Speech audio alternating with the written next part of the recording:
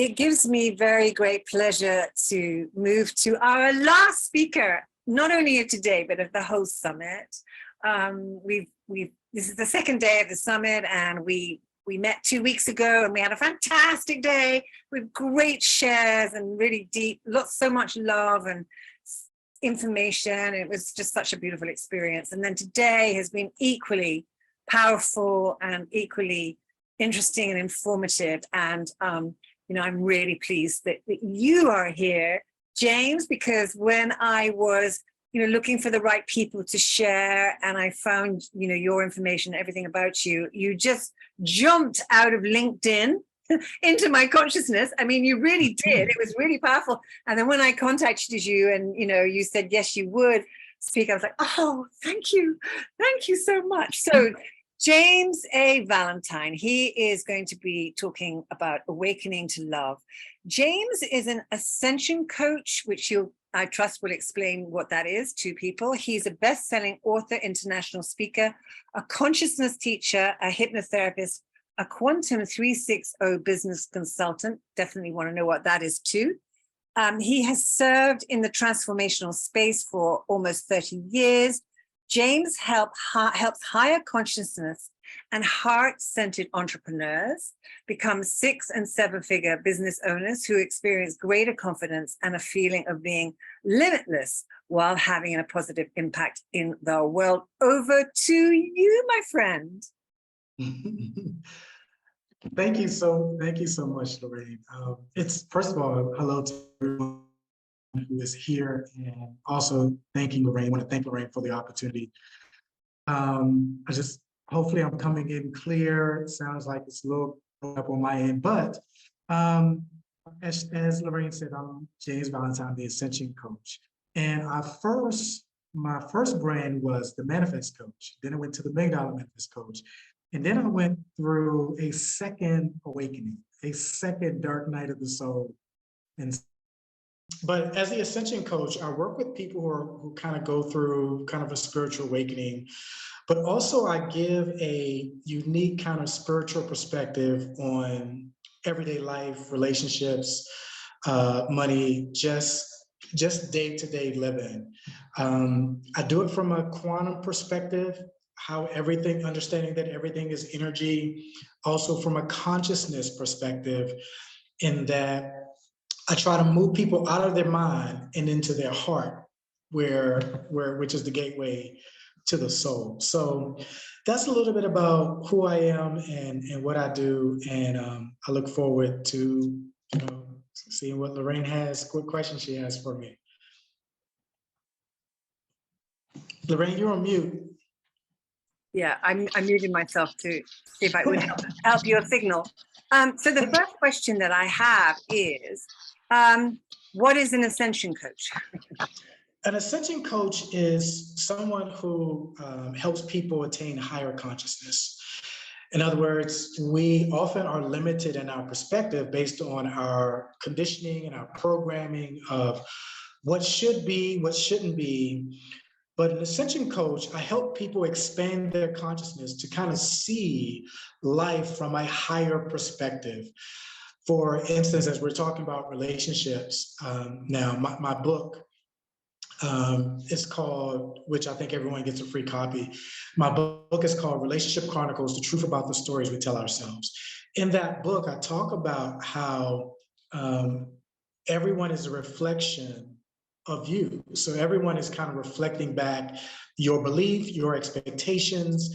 And so where we may look at or may consider what this person did to me or why this is happening to me, really everything is happening in you and being projected out into your 3D reality and being reflected back to you. And so from a ascension perspective, I'm showing you why what has shown up, but then also how to shift it by not trying to shift what's going on out there, but by shifting your level of consciousness. And you'll often find 100 times out of 100 that your external circumstances will shift as well. And so can you give us an example, James, of how you do that? Absolutely. It's funny because I often tell people I can sit with you for about 5 minutes and you not tell me anything about you. You just tell me about your life and I can tell you who you are. And an example of that is, say someone is they're in a relationship where they feel like their partner's not listening to them, or they feel like they're not supported, and they feel like they're not loved. Immediately, that lets me know. Again, everything is reflecting you back to you. That lets me know. Wait, in what way are you in what way are you not supporting yourself? In what way are you not loving yourself? One of the things I teach in my relationship course is often some of the things that we think are amazing signs in a relationship, like, oh my God, I never met anybody like you before, are oftentimes telling us that there's some things that we're missing in our relationship with ourselves. Because every relationship that shows up in your life, if you are loving you as you should be loving you don't oftentimes get the bells and whistles. It should feel normal. It should feel natural. Why? Because it should feel like my relationship with myself. So if you're in a relationship, or if you meet someone, you're like, oh my God, I never met anybody like you. Wait, that's letting you know you haven't been loving yourself and relating to yourself at the level maybe you should have.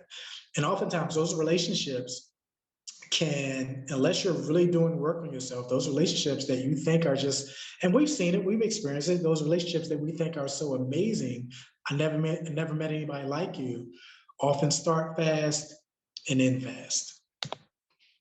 Too true. Too true. Yes, I've definitely been there.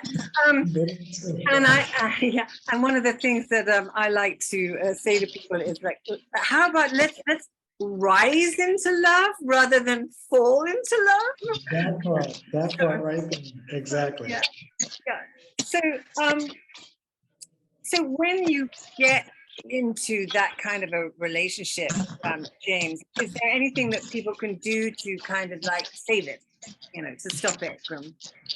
Absolutely. And it's so interesting, Lorraine, because I learned this so much later. And people are going to love the book because I talk about this in the book. I talk about how, and I chronicle from when you're lonely and you want to have somebody to when you meet somebody, and then all the stages that you go to. And at that stage where you're recognizing that, wait, my relationship is falling apart, most people's natural reaction is, what can I do to save this? What can I do to be better? And that has its place, but that's not the primary perspective, or that the primary action you should be leading from. Because again, most people subscribe to the law of attraction. We know to some degree that we are creating our reality. So if I'm in a relationship that's falling apart, it's everything, I'm attracting that. And so it starts with, okay, what is this relationship saying to me about me? And addressing that in me first. Most times we're trying to address it in our relationship. Okay, you want me to do this more, you want me to do that more, and most times we end up losing ourselves in that process. But if I'm recognizing what this is reflecting back to me, maybe that I'm feeling like I'm not enough. Maybe that I'm feeling like maybe it's reflected I'm not adding up. I now need to give myself that. And that could be a scary place because, wait, James, you're telling me not to focus on my relationship, but to focus on me? But my relationship is falling apart. Your relationship is just reflecting you back to you, which again goes to, once you shift it in you, miraculously, they start showing up the way that you desire them to show up. Yes, I would like to encourage people to actually ask questions about things that are going on in your own experience right now, so that we can get some actual tangible examples for James to be able to talk people through, if that's okay with you, James. Absolutely. I think that would be I think that would be really great. So if you've got a relationship, or, I mean, James is a business coach too, because it's all to do with intimacy. It's to do with the intimacy of knowing ourselves and that relationship. As I'm understanding you, James, so it's like what's happening on the outside is a reflection of what's on the inside. Would that be right? Yes, absolutely. Yeah.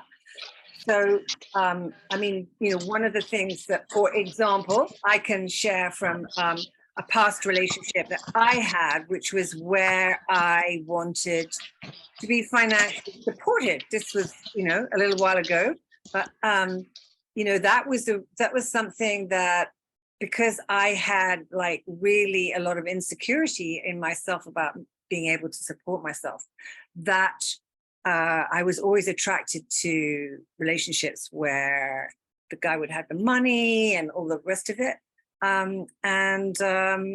It didn't work out because I was in a state of need. Would that be right?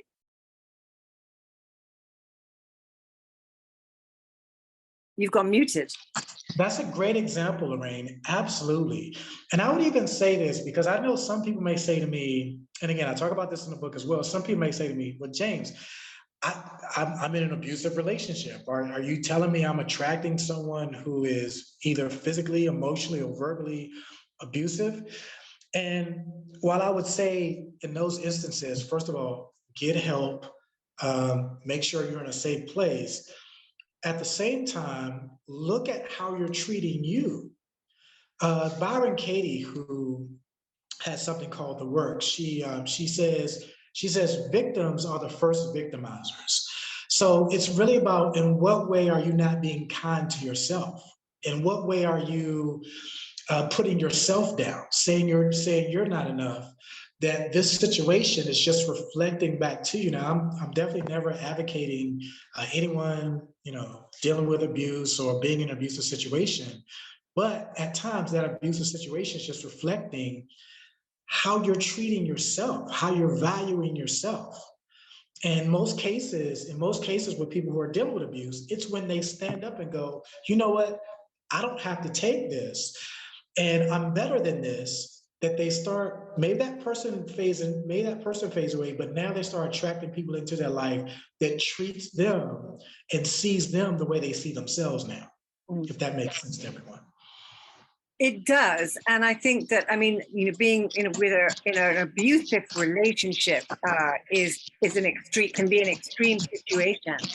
Sure. But there are, many places sort of within a relationship where those same patterns can be present, so that with behaviors that maybe aren't going to be acceptable in some way, shape, or form, and then how to deal with that. So any suggestions about how people can actually deal with a situation where they're in a relationship with somebody and what the partner is doing is, it's not abusive, but it's just actually not working. It's not working for the yeah, it's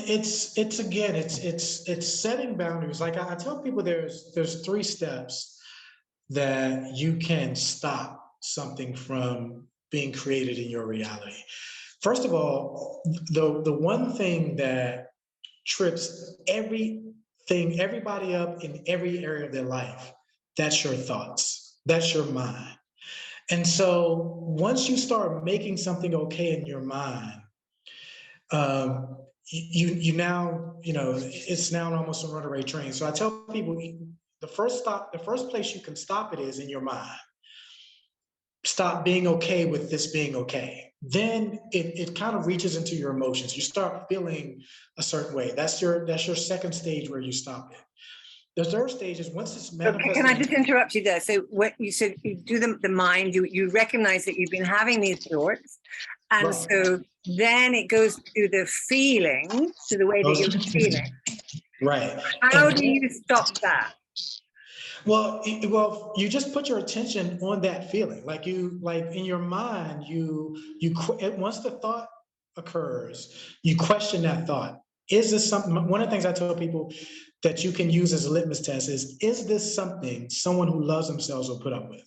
So That's maybe a your good question. question. That's a really great. Everybody, write that down.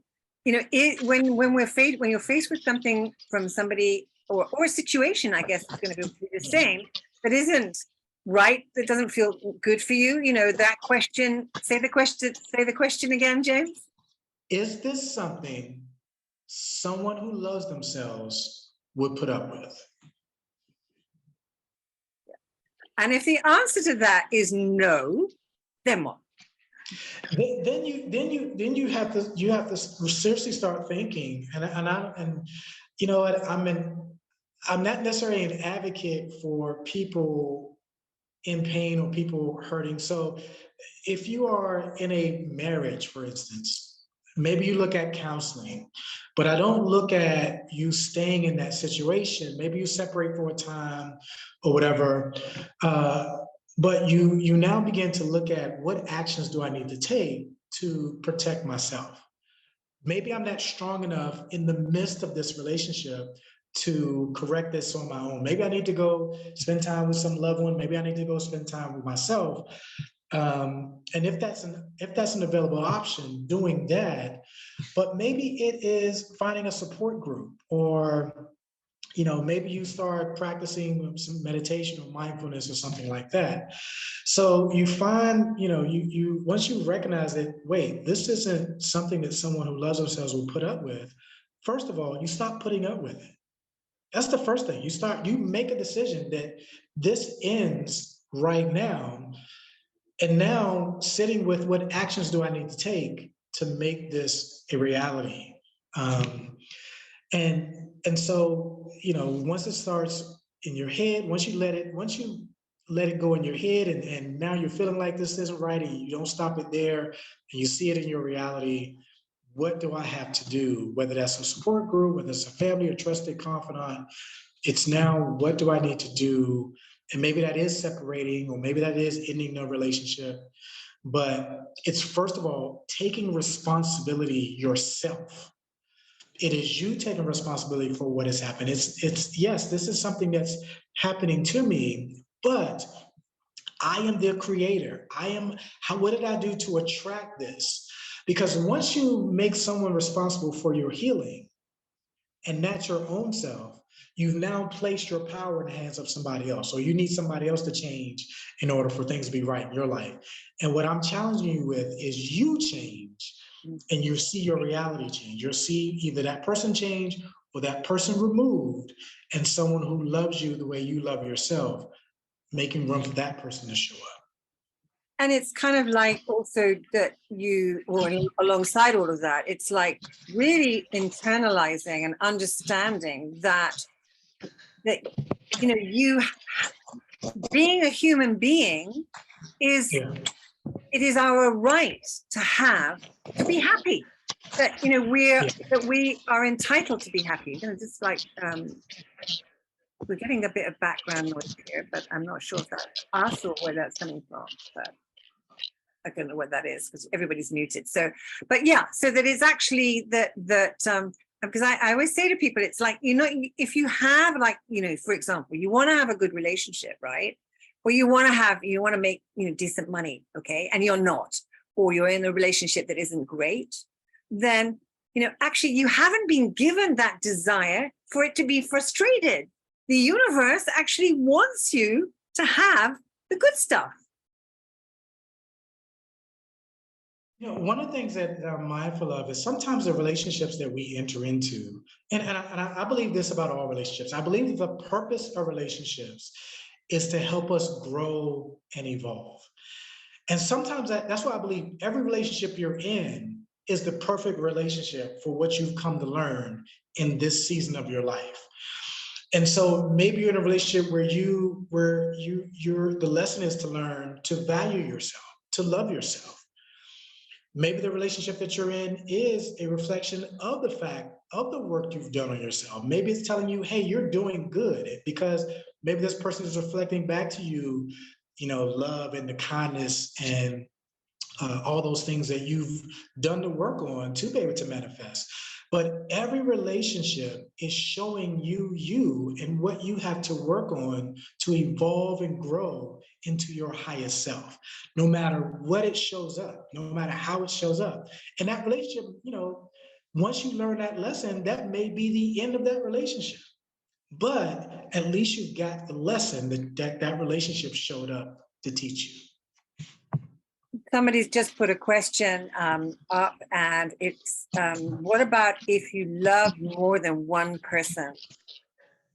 Well, and I'm not one to, I don't judge and those types of things. But if you love more than one person, I don't see what's wrong. Or is that from a question of I have to choose? Because here's what I say to that. Your very nature is love. Your inherent nature in being is love. There should be that. There should be just that I love everyone kind of thing. But if you're talking about, okay, James, I'm looking at two people from a romantic perspective. The first thing I have to go is I look at is, am I divided in myself? Or if it comes down to choosing which person is the right person for me, what are these particular people reflecting back to you? What do their presence in your life, what are you getting from your relationships with them? And again, without knowing your specific situation, and I love to, maybe offline or maybe we get in touch later and I can maybe break down what based on your specific situation. But, people love who they love. It's what's underlying that, and we don't have time for that now, but it's really about what's underlying that motivation that causes me to love two different people. I'm gonna have to switch to a different Zoom, but I'm gonna do it while I'm still on here because I look at my battery getting low on this one. Oh, okay. Well, while you're doing that, I just want to say about your free gift, which Alexandra is going to put in the chat right now. And actually, somebody messaged me to say that that link wasn't working, but actually I just tested it and it is working okay. So Alexandra will put your free gift into the chat. It said it asked for a Microsoft account. We can't get the ebook without that account. I don't know that that's happened to me. I mean, I do have a Microsoft account, but I did just try the link and it did seem to work okay. So perhaps, Alexandra, you could try the link and see if it works. But tell us a little bit about your free gift, James, and tell us how you work with people and, what you do and, like give us a bit of that kind of information. We've lost him. So, where's he gone? Are you there? Oh, I've got to unmute you. Come in on a different. Okay, so I missed what you said though. Okay, so what I said was just tell us a little bit about your free gift and also about how you work with people. Yeah, if the link is not working, and I tested it as well when I set it up, but if the link is not working, then I think my email is there. Just email me. Yeah, just email me and I'll send it to you via email. Thank you. Yeah. So how can people work with you, James? What kind of thing do you offer people? Do you offer like workshops or one-to-ones, or what happens? Yeah, I'm currently creating a group, but definitely for one-to-ones. If you want more support, and I'll even, I'm definitely open for a free discovery call. Definitely just email me at this point. I want to make sure all these, you can go to my website, my calendar is on my website. So you can either go to my website and get on my calendar, and I'll give you a free 15-minute, 30-minute discovery call, or you can just email me and we can go from there. The thing about relationships is almost every situation is unique. The one thing that is a constant is that this experience is reflecting back to me something that I need to recognize in myself. And that's essentially what I'm helping people to do. Before I became a coach, I was a minister. So I've been doing relationships longer than I've been doing anything. I did relationship small groups. I've done premarital counseling, marital counseling. Now, as an awakened soul, I'm definitely recognizing what underlies our relationships is really how we see ourselves, how we treat ourselves, how we value ourselves. Because once you truly value yourself, that person that shows up that is not for you, you instantly recognize it. Why? Because it doesn't feel like my relationship with myself. But if you're looking for this person to be your savior, to rescue you, you're already behind the 8 ball even before you start the relationship. So a healthy relationship is where both people are feeling like really just like themselves and you know, okay on the day-to-day basis.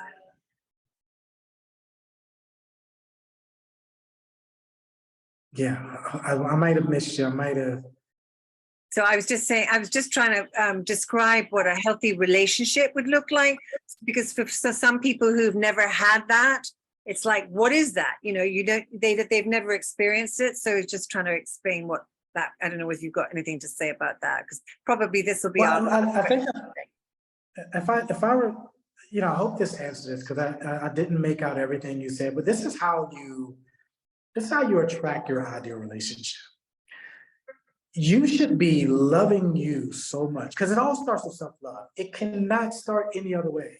It should all start with self-love, and you should have an affection, an appreciation, a forgiveness, a generosity with yourself, that once your ideal person shows up, they should feel like your relationship with yourself. I'll share this. Most people, they think in terms of creating a list. This is what I want, this is what I want, this is what I want, this is what I want. And most of that list is about, this is what will help me feel secure. You don't need anybody or anything to make you feel secure. What I tell people though is, and what shifted for me is that, what do you want your ideal relationship to feel like? Get into that vibration. Get into that frequency of what it would feel like. Now, someone may show up that doesn't have anything on your list, or they may match everything on your list. But the one thing you can be assured of is that it's going to represent and it's going to vibrate at the amazing relationship that you felt or what you imagine it to feel like. Because again, most of our things on our list is because this is what I believe will make me happy. This is what I believe will make me secure. But if you get into, again, the vibration of what a relationship would feel like, then that's the person that's going to show up every single time. So if we can get into the place of wonder, where we, you know, that feeling when you're looking at a beautiful sunset, or you're dancing to your favorite music, or you're appreciating time with a friend, or, you know, and hold that vibration in our day-to-day lives, then we bring that into our relationships, we bring that into our finances, we bring that into our creativity, into our families, into our holistic lives. Would that be appropriate to say? I think we lost you there. Wait, I might have. Yeah. I missed that last part. Well, just that's the key to me is always that. It's to like. Yes, because we operate, whether we recognize it or not, we're in an energetic field. We're in a quantum field that is responding to our vibration. The way we speak to that field is through emotion.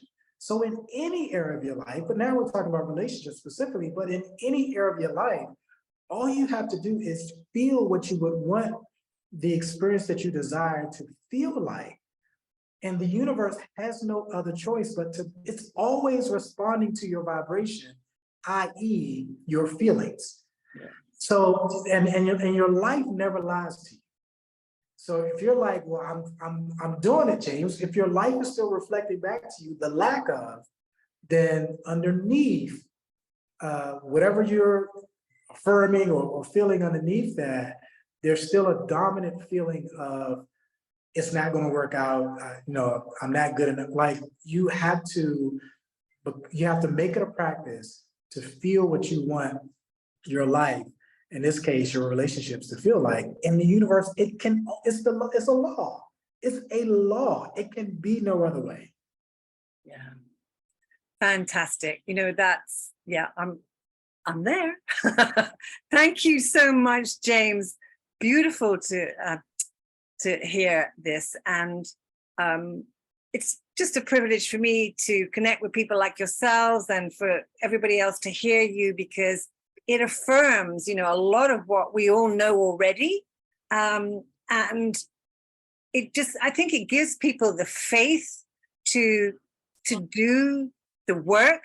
And you mentioned Byron, Katie, and perhaps you just put that name in the chat so that people, and because she's a really very important psychologist, actually, who helps a lot. Yeah, How do you spell her name? Can you just put her in the chat for us? Could you do that? Are you able to access it? Absolutely. So that people can see that name, and then you can go and research, because she has a lot of resources on her website about how to do the work to shift some of this stuff. Well, Abraham Hicks is definitely good too. Absolutely. So, and so is James Valentine. Thank you, James. This has been a privilege to share with, and it feels like we're only just kind of getting into it now, actually, you know, because, but anyway, we got there in the end. Byron, Katie, the work, exactly. If you want to reach out to her website and reach out to James's website and his free gift for extra help, then that would be great. Yeah, well, we are just now coming to the end of our time together, James. So I'm going to unmute everybody and just ask everybody to, you know, like cheer, say hello. Thank you to James. Thank you. Thank you so much. Really thank you, James. That was really good. Thank you. Thank you, James. Thank you, Lorraine. You're so welcome. You're so welcome. We still got people. Thank you both, Lorraine and James. Oh, you're welcome. You're welcome. I love that. Thank you, everyone. Okay, James, I'm going to say goodbye to you, but I look forward to connecting with you again really soon. Bye-bye.